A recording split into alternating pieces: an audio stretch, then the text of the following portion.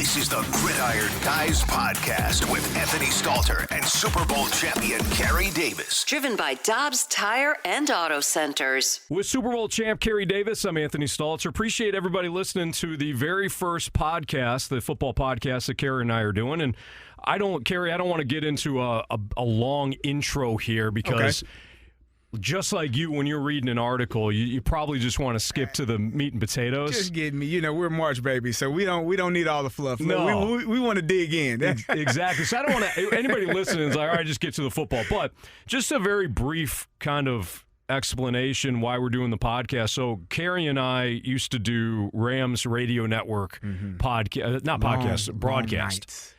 Long nights indeed. Carey and I did, along with Michael Young, we did post-game shows for the Rams. Yeah. The lean years of the Rams. Not the greatest show on turf, Rams. Not even close. The worst show on turf, Rams, around perhaps. that time. Yeah, so, some tough years. Yeah, so Carey and I always enjoyed working together. We also, and Carey, by the way, Super Bowl champion with the Pittsburgh Steelers, also in a couple different organizations, the Colts, the Falcons, the now defunct Washington Redskins, right, for a brief time. Yep. So Carey is, I don't claim to be an expert. Carey coaches at the high school level, proud alum of the University of Illinois. Yes, sir. Running back for Illinois, fullback for the Steelers, and now coaches at Hazelwood Central, his alma mater. Yes. So Carey, his background, sets up perfectly. For me, covered football for a long time, don't claim to be an expert, just absolutely love the game. And one of the things that I enjoyed most in my career is being able to, while the team was terrible, sit media row with Carey at Rams games and just pick his brain because I've always been just fascinated with the game. But my background real quick, 101 ESPN. Carey and I both work for 101 ESPN. He does the morning show, the opening drive. I do the afternoon show, the Fast Lane. So if you hear us reference St. Louis at all, that's where that comes from. I also, for a full season, worked at ESPN Radio in Bristol doing an NFL show with Mike Tannenbaum, former general manager with the Jets, Field Yates, reporter for ESPN.com, as well as wrote for the Washington Post. And, again, just an admirer of the game. So without further ado, Carey and I wanted to do a football podcast together. We respect the St. Louis audience. They want to hear Cardinals, Blues, now City SC, Battlehawks. Yes. Focus on St. Louis sports, which we certainly appreciate. But if you follow us over, you like our football talk, then great. We love having you on. So that's the intro for you. But Carey, I think the first podcast, most of it at least, needs to be dedicated to Lamar Jackson. Indeed. Yeah, it was. It is. What is today? March 28th. March 28th. Just yesterday, it was the news came out about Lamar Jackson and his decision. He put out a tweet deciding to put out a tweet to let his fans know exactly what was taking place in his terms and what was going on, and just really putting the Ravens on blast and letting everyone know, hey, I asked for a trade. Yeah. I have done everything on my end to try to make this thing work, and I don't think the Ravens are working in good faith to try to make that happen as well. And so here we are, March 28th, and Lamar Jackson is the topic of discussion because there are so many things going on. I got so many thoughts about collusion and Ken Francis and, just so many things that we'll dig into. But, for me, and it's just the fact that this guy has done everything you can ask him to do, right? Yeah. He's been an MVP player. He's won a Heisman. We go back to college. He's done everything at every level. Being told you're not a quarterback, you are a running back. And then, you're a running quarterback. And all he's done is had success. And you look at the people that they've put around him, maybe not the greatest, crew of talent that you could have if you're a quarterback, an elite quarterback, or want to be an elite quarterback. You got probably one of the best tight ends in the game in Mark Andrews. But, on the outside, it's been a little lean. And that's with all due respect to some of those guys that have been out there. And so now here we are, March 28th. The one of the biggest stars in the league has asked for a trade from his team, and we got some talking to do to kind of see where this is going to all pan out and where it's going to go. So, Carey, let's start here because I've got a lot of opinions too, and I feel like you and I might differ on some of this. But as a former player, let's start with this aspect because I do think that this is a big topic of conversation. He doesn't have an agent, right? His agent is him, and then at one point, his mother, or his mother was representing him at one point. One, it's very rare for a player to not have an agent, especially somebody that, as you noted, is a former MVP and somebody. And I'll just briefly go into one big opinion I have is I do not believe that the Colts, the Falcons, the Titans, the Jets, QB needy teams are not interested in Lamar Jackson. I don't believe that whatsoever. You can't convince me of that. Right. But how big of a deal is it to not have an agent? You played in the league for a long time. You had an agent, right? Yourself. Yeah. Had a few agents. Had to fire a few. So you know the other side of it. Yeah. I understand Lamar probably thinking to himself, well, Deshaun Watson just got $230 million guaranteed. Correct. I want a little bit more than that because of X, Y, and Z. One, he's a better player. He's a more decorated player, period. Yep. So why don't you just give me more than that? I don't need an agent to do that for me. However, Carey, how much do you think the issue stems from him not having an agent? Yeah, we've obviously heard this time and time again. Oh, he doesn't have an agent. He's kind of messy. He's screwing himself over, right? I disagree wholeheartedly because here's the thing. If Lamar Jackson picks up a phone to call someone, do you think they're not going to answer? They're going to answer. Yeah. He's a free agent. He's not a free agent. He signed the tender to be a franchise player, but he has the opportunity to talk to other teams. If Lamar Jackson was to reach out to a media source, a media member, do you think they're not going to answer the phone? Everything that he has done has been on his terms, and I assume that's the way that he wants it. There was not one report until yesterday when he reported it that he had asked for a trade on March 2nd, which means his circle is extremely tight, and those that know his business haven't given that information out to anyone.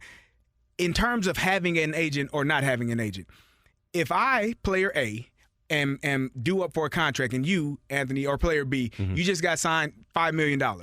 Well, we look at our stats. We look at our career path. We look at what we've done. Okay, you've done X, Y, and Z. I've done this and more than you. So you just got paid your $5 million, right? Right. Why do I need an agent to tell me that I deserve $6 million? I don't.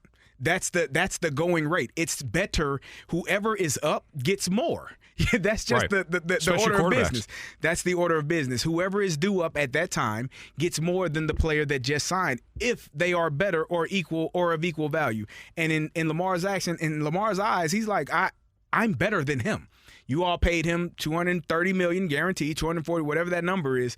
I deserve, even if it's $1 million more, even if it's $1 more, I deserve at least that and a little bit more. And you don't necessarily need an agent to put that contract together because this is what the contract is supposed to be. And I think Lamar has done something that I think future quarterbacks and future players will. Not now because it's happening in the middle of it. But when you look back, when you look at this situation 5-10 years from now, and if he is able to get the contract that he feels he deserves, how much that is going to benefit all of the other quarterbacks that are after him. This is not just about Lamar. He is trying to say, look, this contract with Deshaun Watson was done. This is the standard. We're not going back from that. Yep. And if you're the Baltimore Ravens, you're trying to tell, oh, no, that's an outlier contract. That's what every other team is telling you.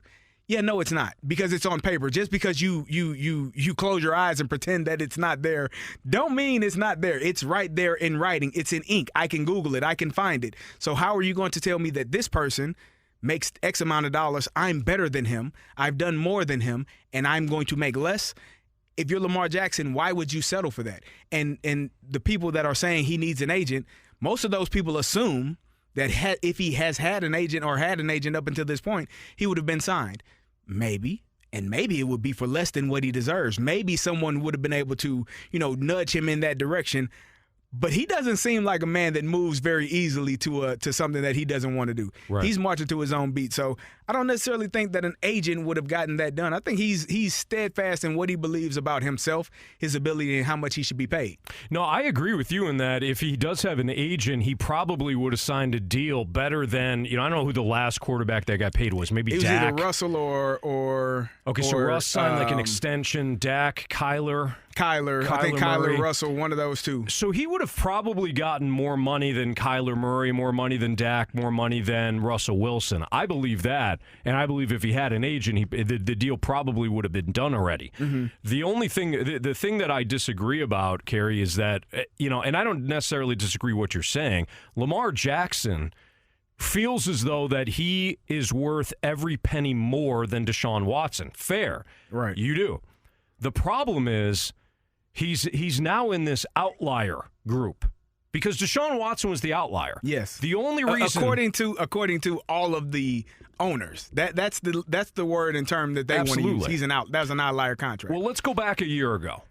A year ago around this time, Deshaun Watson decided to choose the Cleveland Browns. Mm-hmm. Why? $230 million guaranteed. Correct. That's the only reason he's not an Atlanta Falcon or a Carolina Panther at this point. In fact, the Falcons thought that was a done deal. Right. They had the deal in place with the Texans. It seemed like the compensation was agreed upon. It was the contract, though. Right. Why did the Browns get him? The Browns got him because they went so far up, above and beyond to guarantee that contract at $230 million. Cleveland won the bidding war. Okay. They were bidding against themselves. They were bidding against themselves. Right. Is Deshaun Watson worth more than Lamar Jackson? No. But the Browns were stupid enough to give him $230 million. Yeah. And that is the reason why Lamar Jackson remains unsigned. And that, Kerry, in my opinion, is the only reason why Lamar is unsigned. Baltimore's not willing to do it. Atlanta's not willing to do it. Indianapolis is not willing to do it. Tennessee, the Jets, they're not willing to pay Lamar Jackson over $230 million guaranteed. How do I know that? Because Lamar Jackson is not on a new team right now. You are worth what somebody is willing to pay you. Correct. And you mentioned the word collusion. Yeah. I agree. Yeah. They're colluding. The NFL owners are colluding right now. But you're thinking to yourself, Lamar Jackson, they're colluding against Lamar Jackson. No, they're colluding against Cleveland. Okay, but by way of colluding against Lamar Jackson, Sure. And he's caught up in that due to the fact that they don't want to go that route. Correct. And the Cleveland Browns, but here's the thing: the Cleveland Browns are in what organization? Who are they? They in the NFL, right? AFC North. But they're in the NFL? Correct. They're all those teams. So if one player in this NFL and all of these teams gets this contract, it's not like you can just – it's not 31 teams. It's 32. Like, right. They are one of the 32 teams. So you can't just not include them based on, okay, they decided to make that decision. And I think that's where Lamar is. Is he going to get what he wants? Only time will tell. Right, I think maybe there may come a point where there's a quarterback needy team that is desperate enough to say, you know what, the hell with it. We gotta get this 26-year-old young man who is one of the best athletes to ever play the position, to ever play the game, and we got to sign him to a deal that's going to make him our quarterback for the next 4 or 5 years. And we're not going to argue, fuss, and cuss about it. That's what we're going to do. When does that happen? I don't know, but I think that Lamar is so adamant in what he believes in. And as I said earlier, he's doing this not just for him. Obviously, he wants to be paid long-term, wants to be guaranteed, but for everyone else after him. And that's why these organizations are so adamant about not doing it. Because once Deshaun Watson opened the box, right? He opened Pandora's box, really, and the Cleveland Browns did. Yeah. And the Cleveland Browns said, you know what, the hell with the rest of you 31 owners. We're going to do what we're going to do and get the best guy for us. There's going to be another team that may have to decide that as well, despite what the other 30 owners believe should be taking place. So I don't know how this all pans out, but Lamar is doing this for himself and for every quarterback that comes after him. And sometimes you have to kind of go through the fire and be the one that is standing in front of everybody to get the things that need to take place going forward. Well, we'll see. We'll see if a team, to your point, we'll see, Kerry, if there's a team that is stupid enough to do exactly what Cleveland did. Well, I mean, is it stupid, though? Because here's the thing. He's an MVP caliber player every time he's on the field. How many of those guys are there in the NFL? You had quarterbacks that I couldn't even name starting games last year due to injuries, right? Yeah. You had quarterbacks that the Rams started 3 different guys, John Wolford and Bryce Perkins. Is that his name? Yep. You got who I mean, no offense to Bryce Perkins, but he looks like a slot receiver. I'm like, why are they playing a slot receiver at quarterback? This is what took place in NFL games. Yeah. In NFL games last year, you had quarterbacks that were not even to the caliber or of this young man, and here he is. He's done what you've asked him to do. He could probably be doing better if he were given a Tyreek Hill, if he were given an OBJ, if he were given a Newt Hopkins, if he was given one of those guys that really go get the ball, make impact plays. That's different for a quarterback. Who is Lamar Jackson's leading receiver? A tight end, Mark Andrews. It's a tight end. Yeah. It's not one of those difference makers on the outside. And we love Mark Andrews. Fantasy football fans across the world, across the country, love Mark Andrews and what he's done. But he's not one of those guys. And there's a difference. And Lamar hasn't had that guy. And again, no offense to the guys that are there, but those guys are different than what he has had. So I'm looking at Lamar and saying, given his talent, his raw talent, his natural ability, God-given talent, ability to run, ability to pass, because he has a hell of an arm. When you don't have receivers running the same damn spot. Yeah, and see, Carey, I mean, when that to me, you talk about like if he can get a Tyreek Hill. Yeah. I don't think Odell Beckham can play anymore. I don't. Really? Yeah. I think his last game, he showed us that he got juice. I think he's a solid possession receiver. Really? I don't think Odell Beckham Jr. is anything close to what he was with the Giants or LSU. I don't think we're talking about the same guy. Nah, I disagree with that because his last game with in the Super Bowl before he was on his way to win the Super Bowl MVP. If he doesn't tear his knee up in that game, he wins Super Bowl MVP. He's signed to another contract somewhere, whether it be with the Rams or another team. Sure. He would have made a lot more money than he's going to make now, but he was well on his way to winning Super Bowl MVP in that game and was showing you who he was and what he is. So who's calling the plays? That matters. See, I think that sometimes, I'm not saying always, because dudes are dudes, right? Like Jerry Rice was He's a guy. One of the best ever. Who was his play caller? Bill Walsh. Yes. Who was one of the best ever. Yeah. To ever don a coaching hat. Right. But Jerry Rice still stands alone. So I think there's guys that just Tyreek Hill is different. Like if you're a defensive coordinator, you're driving to the stadium every day. Like, how the hell am I going to defend Tyreek Hill? He's a difference maker. But I do think the biggest thing that Lamar was lacking in Baltimore, and I'm not disagreeing the outside, guys on the outside and all that, is Greg Roman as his offensive coordinator. Yeah. I mean, you talk about guys running the same route, you don't have anybody designing anybody open for Lamar. Ever. That you had a multitude of injuries in the backfield, which meant he had to run the ball. J.K. Dobbins goes down before the season. Yeah. You got Gus Edwards. You got all of these guys back there. They were injured and weren't performing to the level that they needed to do as well. And so now he has to carry that load. So he's your best passer and your best runner. He's trying to figure out how to get all of these things done and not be able to win games as effectively as he should have had he had all of the talent that was available to him. Go ahead. No, I was going to say, I do want to ask you about the Ravens, too. Well, the other thing that came to mind about Lamar is there was a report a couple of weeks ago, earlier last week, where a guy named Ken Francis, I guess, there was a memo sent out to all of the NFL teams, right?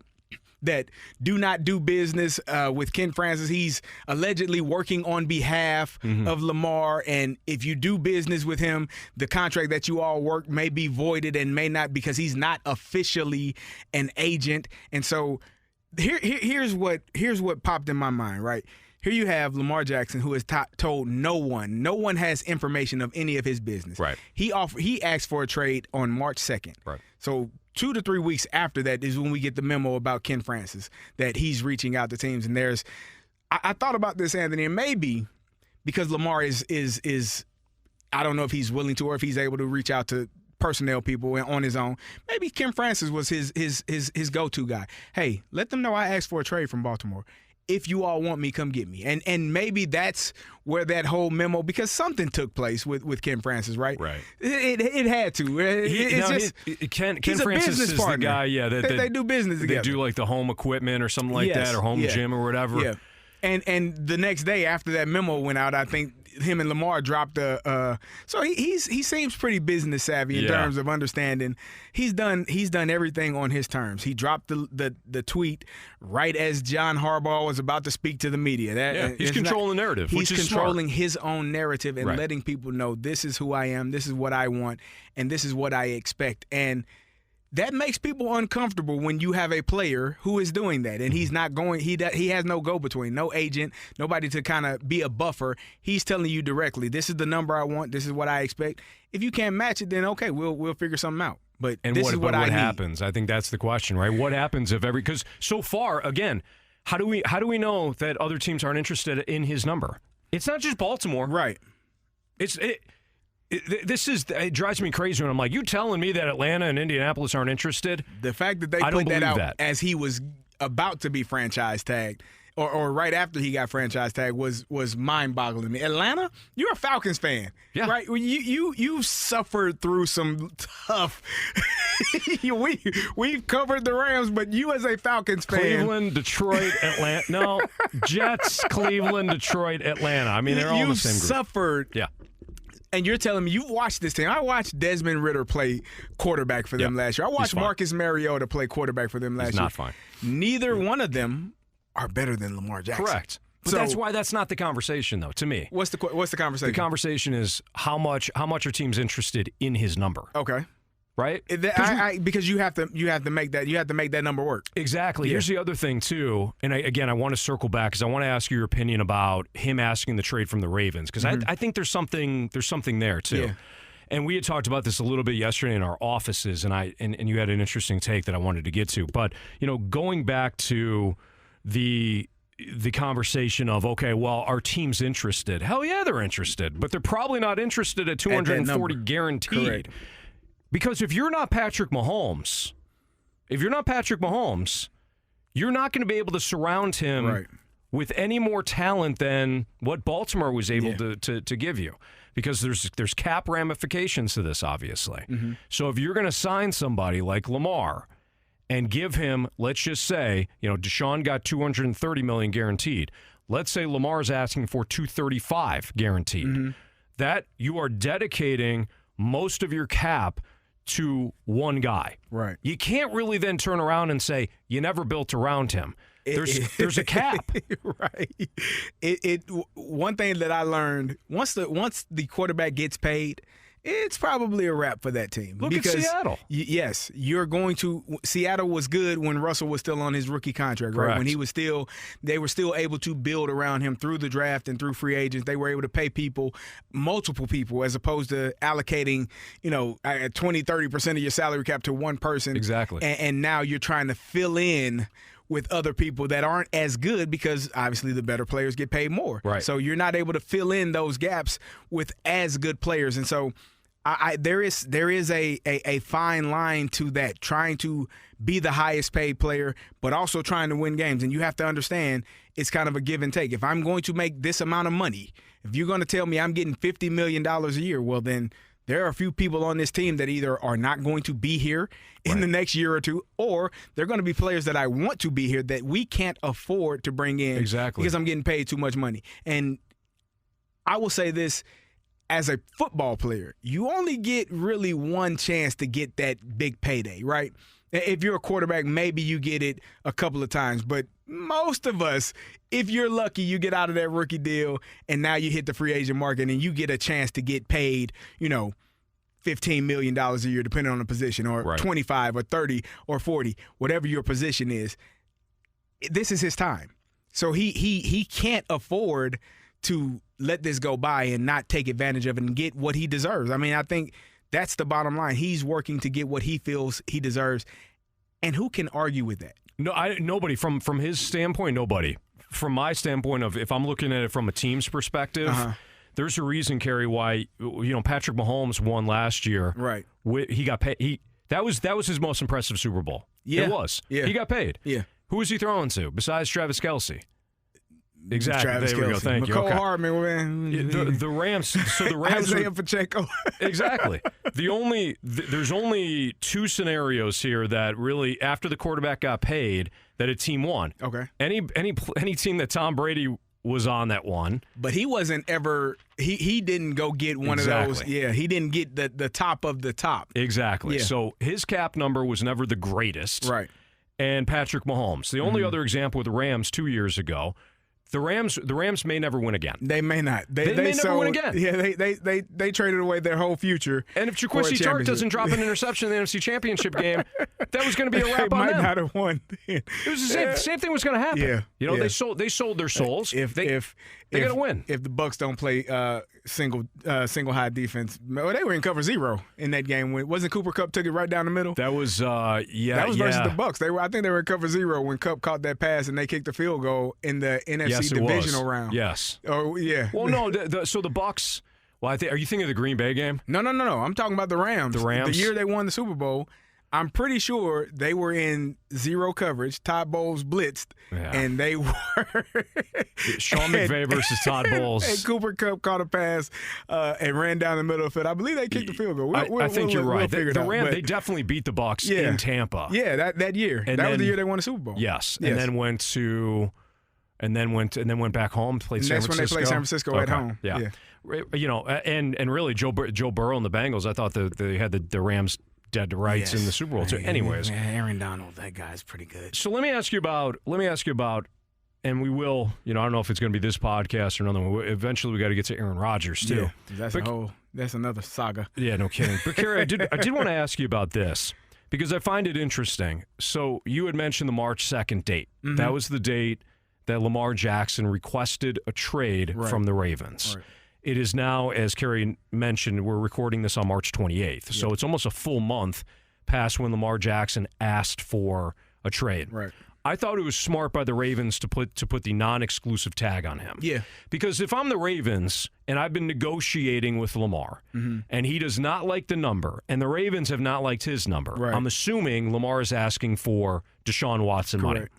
So if we're right in that assumption, if I'm the Ravens, I do and I had said this before. I told this to Jamie Rivers on air in the Fast Lane. I said, if I'm the Ravens, I'm putting the non-exclusive tag on him. Mm-hmm. And the reason for that is if he goes out and negotiates a contract like Deshaun Watson did, then I know other teams are willing to pay him what I'm not. Right. Now I got a decision to make.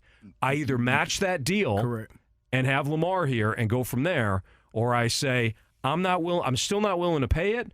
Give me the 2 first-round picks. Good luck paying a quarterback. Good luck paying a quarterback that amount of money. So I love that. I thought that was smart on the Ravens. It worked because no team has been willing to offer that money to Lamar. Right. He's still not hearing his number. So now we're kind of like at an impasse now with the Ravens. My question to you is this, though. Are we sure that Lamar wanted to sign long-term with Baltimore? That would be, because I guess that would be a question to ask him. Because I think when you look at, a lot of people were thrown off by the fact that he didn't go to the playoff game, right? He didn't travel with the team to the playoff game last season.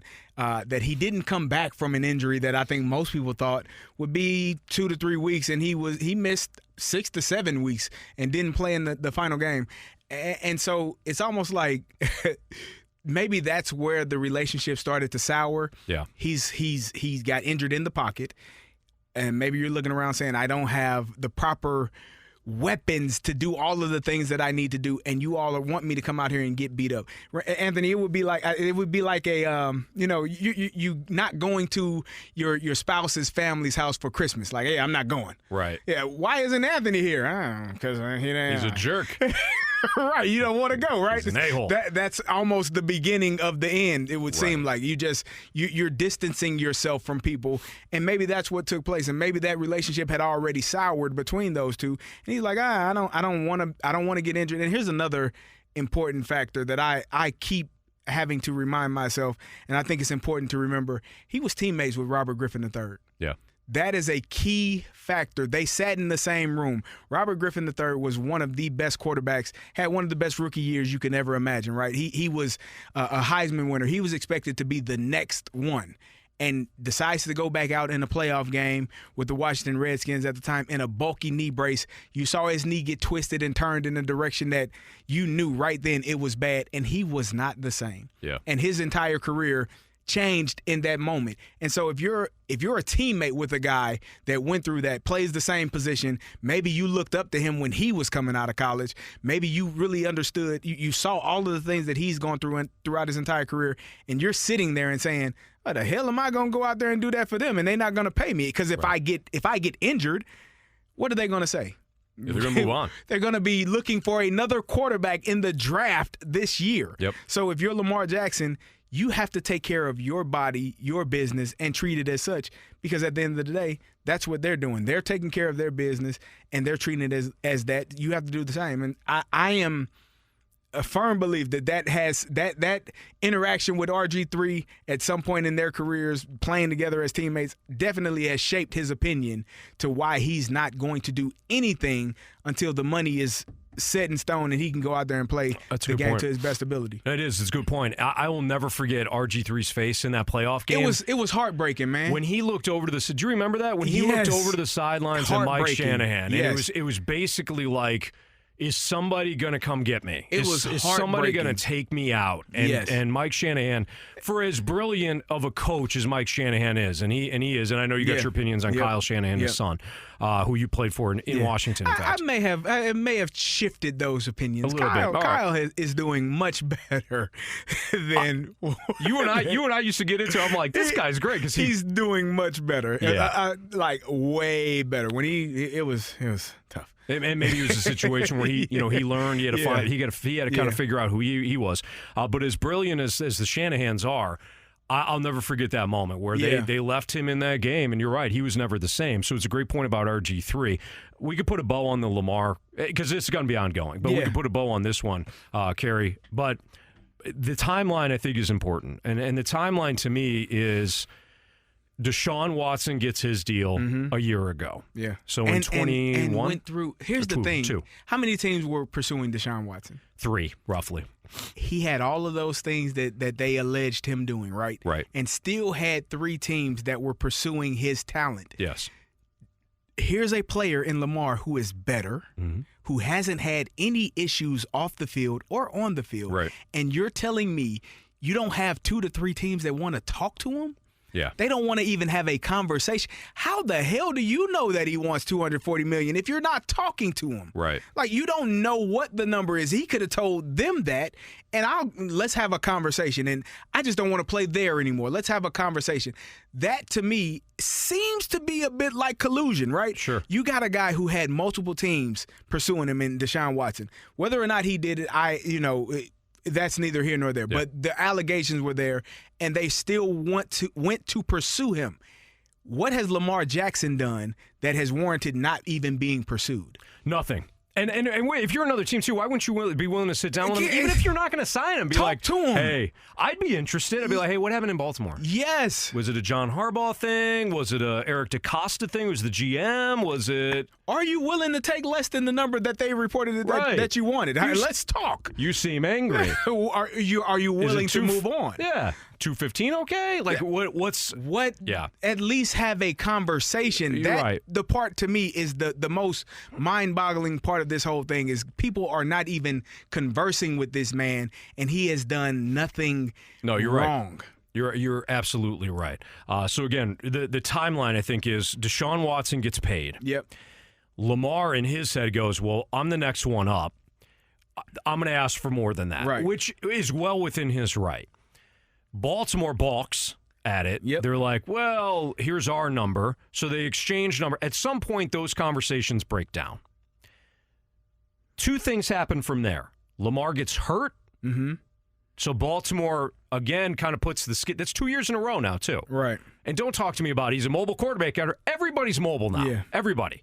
The standard pocket passers are getting out of the league. Right. They are. Tom Brady is retired. Matt Ryan has got one foot out the door.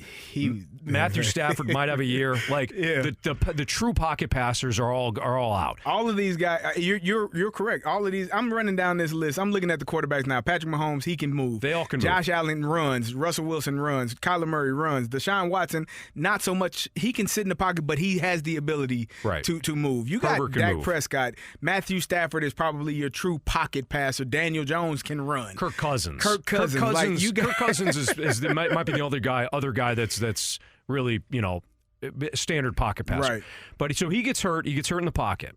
The other thing happened here, Carey, that I think is important is Deshaun Watson, when he came back, he didn't play well. Mm-hmm.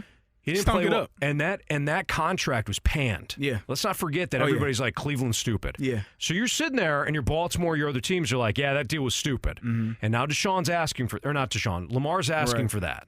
He gets hurt. Deshaun Watson doesn't play well. End of the year, and it's like now we're at an impasse. Yeah. And nothing's moving. Yep. So you've got teams thinking that was a dumb deal for Deshaun Watson. Lamar's injury prone.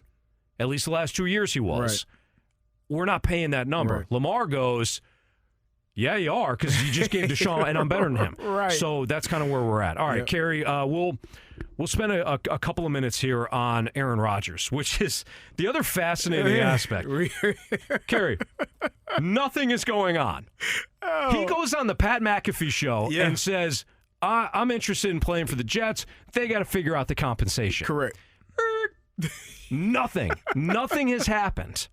My question to you is, who's got the leverage? Aaron Rodgers. So you think it's Aaron Rodgers? See, I think it's Green Bay, but why do you think it's Aaron Rodgers? Green Bay has no leverage, and here's why. If you are Green Bay, you already have your quarterback in Jordan Love, who's going into his fourth year, if I'm not mistaken, correct? Is it his third or his fourth? I think it was third. I think it's his fourth. I think it's his fourth year. I'll look up real quick. And so if that's the case, you'll tell me. But either way, he hasn't played. Right, no. You drafted him a couple of games to be. He hasn't played an entire season. He's played, but he hasn't played an entire season to really know whether or not he is your future quarterback. Last year was his third. He's going into his fourth year. So that means next year will be his fifth year, right. Which means you have the option to pick up his fifth year option. So and I think they're going to do it this year. Here's why Green Bay has no leverage, in my opinion. You have a fourth-year quarterback who has not played enough snaps to tell you whether or not he can actually play. You have to make a decision on whether or not you're going to pick up his fifth year, still not knowing if he can actually play. Right. You got a quarterback on your roster who is owed almost $60 million, who you don't want to play, and he has already gone out and told everybody he wants to play somewhere else. Right. So you really don't have any leverage. They're trying to pretend like they will give us 2 first-round picks. For what? You're going to get rid of Aaron Rodgers, or you're going to be in quarterback hell in 2 years, because you're going to have a quarterback either in Aaron Rodgers, who's going to be retired, or a quarterback in Jordan Love that you still do not know if he can play. Right. Green Bay has no leverage. The Jets have some leverage, because if they're patient, everything will fall in their hands. They probably are impatient. What were the teams you named earlier? Jets, Browns, Falcons, Titans. The purgatory, fan purgatory. Yeah, to me, it's Jets, Browns, Lions, Falcons. There you go. So they are at top of that list. Yeah. So if you have stunk for so long, how much patience do you really have? You don't have much. You start to get a little bit nervous and start to worry, oh, my God, is this going to happen? We don't have our quarterback yet. No way we can go into the season with Zach Wilson being our starting quarterback again. Mm-hmm. We've tried that. It hadn't worked out well for us. We need to move on. So if the Jets are patient, they have a little bit of leverage, but they're the Jets. So they don't have much leverage either. Aaron Rodgers has all the leverage, because he's either going to be on a roster with the Green Bay Packers and you're going to pay him $60 million. Yeah. Or you're going to cut him if he doesn't get a trade partner, and he's going to be able to sign wherever he wants to and get paid the amount that he requires. That, to me, sounds like a person that is in control of everything. I either stay here, get paid, and I get to, in the process, get paid $60 million and screw you all over, who you all tried to screw me when you drafted this kid in the first round, right? Oh, come on. You don't. I know that's on his mind. Oh, it totally is on his mind. But hey, Aaron, hold on. Aaron, were they trying to screw over Brett Favre when they drafted your ass? Yeah. They were trying to prepare themselves. Because quarterbacks can't last forever. They cannot, but that's not his fault. What did he do after Jordan Love got drafted? He pouted. Aaron Rodgers pouted. What else did he do? Won an MVP. 2 of them. 2 MVPs. Okay. And he pouted. He did. So he can't win a home playoff game. He got 2 MVPs out of it, and he's done a fantastic job as the starting quarterback for the Green Bay Packers. And he's at the top of his game, and you drafted another quarterback. Yeah. So there's an ego that professional athletes have, especially the top tier athletes. So either way it goes, he's either going to be on the roster playing another season, on the roster, sit at home, you're going to get paid, or you're going to get a cut. If you can't get a trade partner, if the Jets don't blink, he's going to get traded for what they want to trade him for, speaking of the Jets, or he's going to get released. They're going to figure out a way to make it happen. Aaron Rodgers has all of the leverage. The Packers have none of the leverage in this. You got to get rid of him. You got to figure something out if he stays there, and your future is going to be screwed either way. See, I think the Packers have plenty of leverage. And here's and you broke it down perfectly. I think what we can agree upon is the Jets have no leverage. Mm-hmm. Actually, let me take that back. If they don't blink, they got leverage. The only leverage that they have is that Aaron Rodgers said, I want to play for you. There you go. That's so why they're they not can't competing. blink. They're not competing against anybody. So from the Jets' standpoint, it's like, why would we give you let's just say it's 2 first-round picks. Yes. Why would we give you two we're not competing with anybody. Your dude says he wants to play for us. So we're not going to give you okay. But if I'm the Packers, even out of spite, I might say, all right, Aaron, no problem. We're not going to cut you. We're not going to release you. Cool. You can stay at home. You're going to make your money. We've already allocated that cap space. No problem, dude. Go for it. Cool. You want to shave off, a year in your twilight season? No problem. You're not our QB anymore. It's we're in love now. Yeah, pun intended. We're going with Jordan Love because to your point earlier, Kerry, we got to figure out what the hell we have in him. We do. We're going to pay you to stay at home. And it's going to hurt. Yeah. But we're not going to give you up for a 5th-round pick or whatever that is that the Jets are saying. And guess what Aaron Rodgers is going to do? Cool. He's going to get his paycheck. Yeah. He'll sit at home. And if he wants to play football next year, he'll do that. And Aaron Rodgers has all of the leverage. He's the one that's holding all of the cards. He doesn't care. I don't think he cares. If I play for the Jets, cool. If I don't, cool. I don't think he's going to force, hey, all right, they're not budging, New York. You got to give them these 2 first-round picks. Because what does that do for the team, for him, for this season? You're missing out on one of your draft picks for this year. And potentially, if you decide to stay there for another year, another draft pick for next year. The team is good. The Jets have done a fantastic job of drafting in the last couple of years, drafting players, impact players that are making things happen right Sauce now. Gardner, Garrett Wilson. You got the rookies of the year offensively and defensively. You got the rookie of the year who would have been the rookie of the year in Breece Hall if he doesn't get injured. Yep. You got a lot of talent that they've drafted in the last few years. And if I'm the Jets, there is no way in the world, knowing that I've done such a good job drafting in the last couple of years, am I trading 2 of my first-round draft picks for the future? Sure. Just not. And that's just Terry, mark my words. This is a disaster for the Jets. They are going to blink. I know. This is a disaster. But because they have stunk for so long. Right. If you're looking at a franchise that has not stunk as long as they have, they would not blink. But that may be the only leverage that the Packers have, is he said that he wants to go to the Jets. Sure. And if you're the Packers, you guys haven't won anything in forever. Give us put the draft picks in the bag. Yeah. Or good luck with Zach Wilson next year. This is a disaster for the Jets in many ways, Kerry. If I'm the Jets, if I am the New York Jets, I'm not budging. We drafted Zach Wilson 2nd overall 2 years ago. I'm going to figure that out if I can't get Brett Favre. If I can't get Aaron Rodgers. You go tell your fan base. I'm telling you that you're that's running it with Zach Wilson. Go for it. I don't have a choice. I don't have a choice. I'm acting like the Packers. I don't have a choice, because if I tell my fan base I'm going to give up 2 first-round draft picks, I still got to clean up some things on the offensive line because Mekhi Becton has been often injured and hasn't performed to the level that they wanted him to. I still got to figure some things out there. So if I give up those draft picks, what am I going to do? I can tell Zach Wilson, hey, buddy, you see this guy? Hey, meet Breece. Zach, Breece. Nice to meet. Hand the ball to him. We're going to run the ball down the field. We're going to find a way to get Garrett Wilson some passes, intermediate pass routes. We're going to figure this out. You don't have to take dumb chances. That's what they're doing. I mean, hey, when they people forget this. Like, everybody remembers the Zach Wilson press conference when he was asked, "Do you feel like you're failing your defense?" And at a very immature level said no. Yeah. And then you saw like Derek Carr crying at the press Correct. conference saying that trying to give it all for his team. So Zach Wilson looked like an immature kid. Yeah, which he is. But when you look at what happened last year, Kerry, I mean, people kind of forget that the Jets really took the ball out of his hands early, and they were winning games because of their defense or special teams, and like you mentioned, Breece Hall in the running game. So they could probably be a 9-8 team next year by doing that exact thing. Do you want to contend though in the AFC? And that may require you to give up what the Packers are seeking. I wouldn't budge, and I would tell my fan base we got a couple of years here. You know, we if we can't get the quarterback that we want without giving up so much, we're going to figure this out with the quarterback we have, and then in 2024 we'll go get our quarterback, whether it's via draft or via trade, or maybe I don't know who's going to be free agent in 2024. You'll figure something out.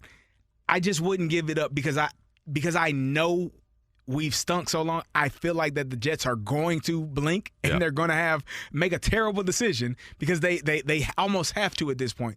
One of the greatest quarterbacks to ever play the game said, "I want to go to you," and you're like, "Oh, you want me? you really want me? Yeah, you love me? I love you. You really love? Okay." And then you do something dumb, right? It's time to go out to the grocery store, go get the flowers and the chocolates. You go to the jewelry store and pay way too much for a bracelet that you can't afford. Like, because it's time. The one that said they want you is one of you want me. Right. Okay. Little do you know, she's just trying to get back at you for the dissolving relationship she just had. There you go. She wants you to post on social media to make her feel better, and then she's going to be out of your life in 2 freaking years, if not a year. This has got Jets written all over it. All right, Kerry, in our final minutes here, let's make predictions. So we spend time talking about Lamar and Rodgers. Okay. Let's start with Rodgers because you and I are on the same page here. My prediction is the Jets blink. They give up at least a first round and a second round that could be a first round. That's at the very least. Sad to say, I think you are correct with that, and I think he ends up as a Jet, and I do think the Jets blink. If they don't, they win it. You know, they'll figure it out. They'll get it. It may not be Aaron Rodgers, but you can keep your draft picks. You have some cap room to do some things next season, this upcoming season, and next season. So I do agree. I wouldn't be surprised, though. I would not be surprised if the Jets say, you know what, nah, we're not going to do that. He already wants to be here. You know what it is. Let's make something happen that is reasonable and without you trying to, really rake us over the coals. Yeah. And Aaron Rodgers is a Green Bay Packer.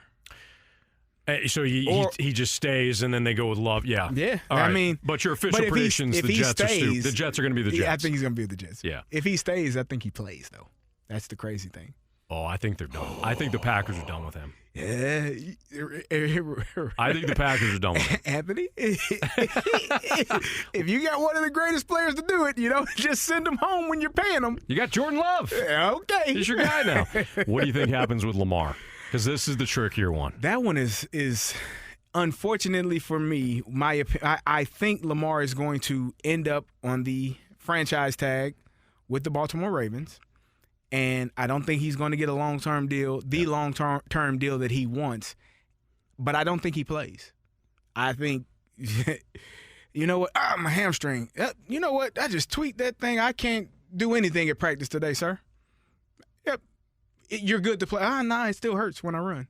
It still hurts when my back is hurting. There are things that hurt that cannot be diagnosed. You can't tell me how much pain tolerance I have. Sure. So you may be looking at a very, very ugly situation as it comes to Lamar if he's unable or if teams are unwilling to pay him what he deserves. As a football fan, I hope you're wrong, and I think you're hoping that too. As a football fan, I want to watch him because I've always been a huge fan of Lamar Jackson. Yeah. I do not see a quarterback that runs first, and I didn't see that at Louisville. His first year, his second year maybe, but there was a maturation process with Lamar at Louisville where he developed into a pocket passer that could run, and I think you saw that in Baltimore too. Right. So I hope that's not the case, but I do think that there's one of two things is going to happen. Either he's going to come down on his asking price and he's going to get moved, or he's going to have to sit out, like you're saying. And I don't know what the rules are for franchise tags either. Well, I mean, if he signs the tag and he's injured, how can he play? Yeah.